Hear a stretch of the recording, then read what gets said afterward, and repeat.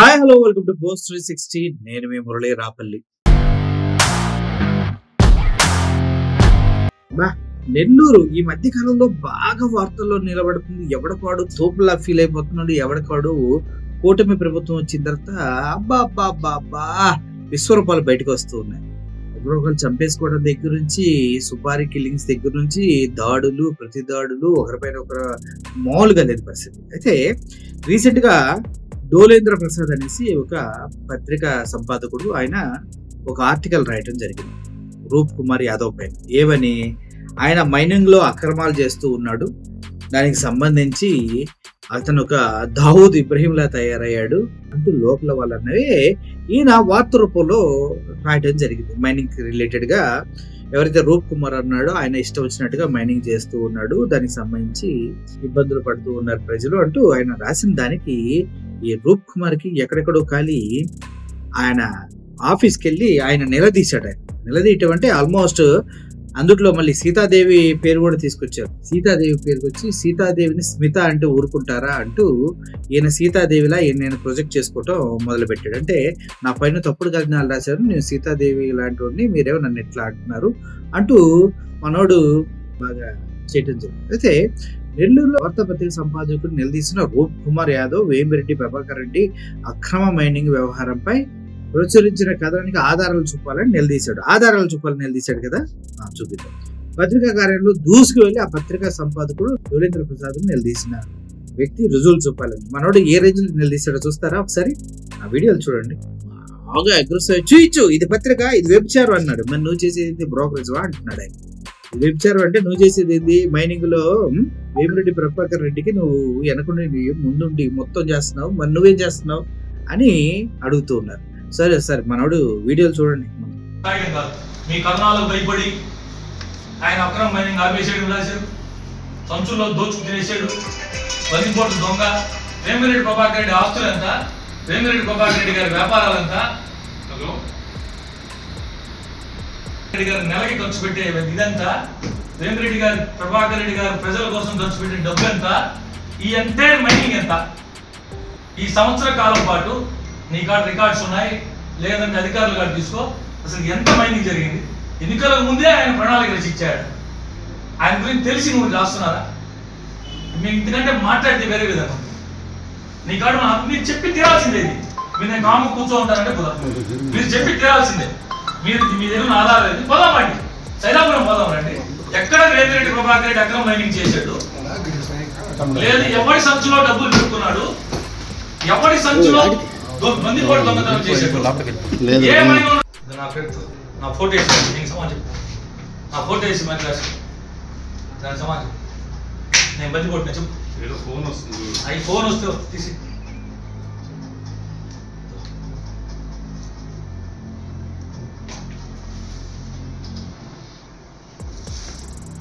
Photo వేసి మరీ రాసి చెప్పు. నేను నా దాని కోసం వచ్చా.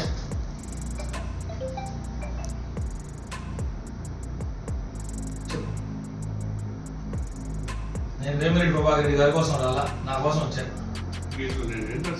ఏం రాసావు చూసుకో. నేను లీగల్ మైనింగ్ చేయడం తప్ప అక్రమంగా వ్యాపారం చేసే ఉద్దేశం నాకు లేదు అని చెప్తున్నారు రూప్ కుమార్ యాదవ్.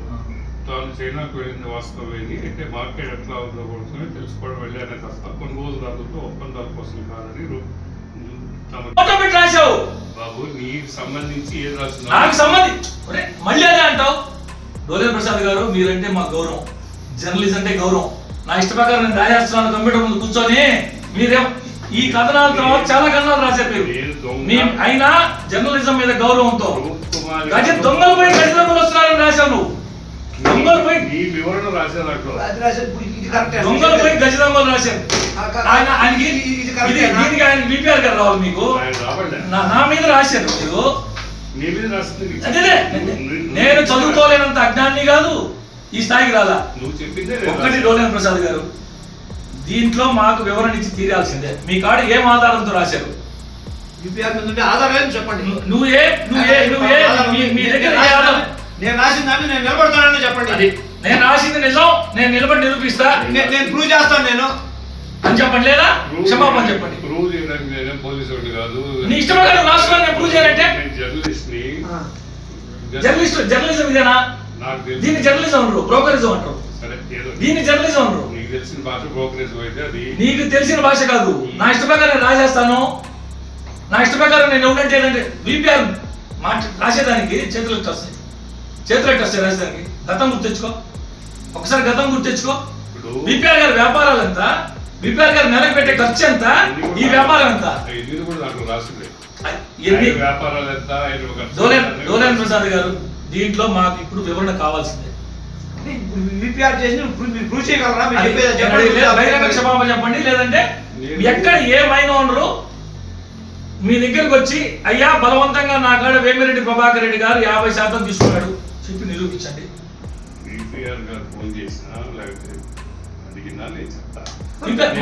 చూశారు కదా. అయితే మన బాస్ గారు ఏ ఆధారాలు కావాలి ఈ పేపర్ని తీసుకొచ్చి మొహం మీద పెట్టి మరీ అడుగుతూ ఉన్నాడు కదా. అయితే ఆ ఆధారాలు కూడా కొన్ని పాపం తెలియకుండానే, మనోడికి తెలియకుండానే వాయిస్లు లీక్ అయిపోయాయి. మామూలుగా కాదు, మనోడు పాపం చాలా ఫీల్ అవుతూ ఉన్నాడంటే ఈ వాయిస్లు లీక్ అయినాడు. మనోడు మామూలు కాదు. నెల్లూరు కార్పొరేషన్ డిప్యూటీ మేయర్ రూప్ కుమార్ యాదవ్ తెల్లరాయి ఖనిజాన్ని తెల్లరాయి ఖనిజం మైనింగ్ మెటీరియల్ పై విఎన్ఎస్ కంపెనీ ప్రతినిధితో మాట్లాడిన సంచలన ఆడియో అంటే ఒకటి లీక్ అయింది. ఆయన ఎవరో కంపెనీ ప్రతినిధితో మాట్లాడిన సంచలనం. మామూలుగా మాట్లాడాలి. అక్కడ కూడా అగ్రెసివ్ మన ఏం కావాలి మేడం, మీకు ఏ క్వాలిటీ కావాలి, ఏ మెటీరియల్ కావాలి, మామూలు అదా ఇదా అల్లాడిచ్చాడు. ఒకసారి ఈ రూప్ కుమార్ ఎవడో ఒక దావూద్ ఇబ్రహీమా, లేకపోతే ఏంది స్మగ్లరా, లేకపోతే ఏంది నెల్లూరులో పెద్ద తోపులా తయారంటూ సోషల్ మీడియాలో అందరూ చర్చించుకుంటున్నారు. నెల్లూరు డిప్యూటీ మేయర్ టీడీపీ నేత రూప్ కుమార్ యాదవ్ సంచలన ఆడియో లీక్. మీడియాతో పెట్టుకున్నప్పుడు కింద నుంచి పైదాకా అన్ని జాగ్రత్తగా చూసుకోవాలి. ఏమీ లేకుండా ఎవడో రాయడం, ఎవడో చెప్పడం కూడా ఏదో ఒకటి ఉంటుంది కంపల్సరీగా. నువ్వేదో వీరత్వం చూపించడానికి వెళ్ళావు, నీ బతుకు ఇప్పుడు పబ్లిక్ లో పెడతారు అనమాట. నువ్వు చేసే ప్రతి ఒక్కటి ఇప్పటి నుంచి హైలైట్ అవుతూనే ఉంటుంది. సో ఇతను క్వాడ్జ్ ఖనిజాన్ని అక్రమ రవాణా చేయడంలో మనోడు ఆరోపణలు ఎదుర్కొంటున్నాడంటూ వార్తలు వచ్చాయి. అది నిజమా కాదా అని తెలుసుకోవాలంటే మనోడు అద్భుతంగా విఎన్ఎస్ కంపెనీ ప్రతినిధితో మాట్లాడిన మాటలు మీరు వింటే అద్భుతంగా ఉంటాయి. ఒకసారి వినండి ఆ మాటలు మీకోసం. హలో రూప్ కుమార్ మాట్లాడుతున్నా మేడం, ఇంకా తగులుకోండి. హలో రూప్ కుమార్ మాట్లాడుతున్నాను madam. Good morning. Good morning madam. ఎక్కడ మేడం? చెన్నై నెల్లూరు? చెన్నై. ఏం ఆలోచించారు నేను చెప్పిన ప్రపోజల్? ఏమి ఆలోచించలేదు, టెన్షన్లే ఉన్నానండి నేను. టెన్షన్ ఎందుకు madam? Why you are being tension? ఎందుకు tension madam? Totally lot of tension. ఎందుకు మేడం? నువ్వు ఎందుకు టెన్షన్ అని తెలుగు మేడం చెప్పండి మేడం. తెలుగా ఇంగ్లీషా ఏది బెటర్ మనం ముందు చెప్పండి. Telugu Tamil Telugu madam. Telugu madam. I know I didn't decide anything on this because I should also see what will be the consequences. Those some consequences will come. Yes, 100%. Any business there will be some consequences. Yes, that what will be the consequences? I have to think about it. Yes. So let me think about it and I'll come back to you. Okay, ma'am. Now who are all agreed for you? Whom? I'm literally asking one question, ma'am. Yes. Give me Roop Kumar. From tomorrow onwards, I need this material. That's it. I am purchasing presently for this rate. Please let me know and tell the area and the quality of the material. That's it. Before that, I want you to know what the exporters agreed to with you. Because I'm asking everybody. Some people are almost all whoever I spoke with them, all of them are taking material from my side. Some Ikra, say Abhi, say Vivek, and Kakatiya people also came to me and they are asking for the material, but they are asking for the quad size, not quad size. So I'm just asking you also, what kind of material you need, how much quantity you need, from which place, which area. Is there any particular area? Say Vedicherla, say Parumalapadu, say Jogipalli, say Anantamadugu, whatever. Please let me know. That's it. What is your requirement? Which quality is your requirement? Which quantity is your requirement? Just let me know. Travel with me for one couple of shipments, trial shipments. I'm not asking any advances or anything. I'm asking just to fair business. As soon as the material reaches you, send me the payment. That's it. So, చూసారు కదా, ఈయన మాట్లాడింది కరెక్టే, ఆయన ప్రచురించింది కరెక్టే.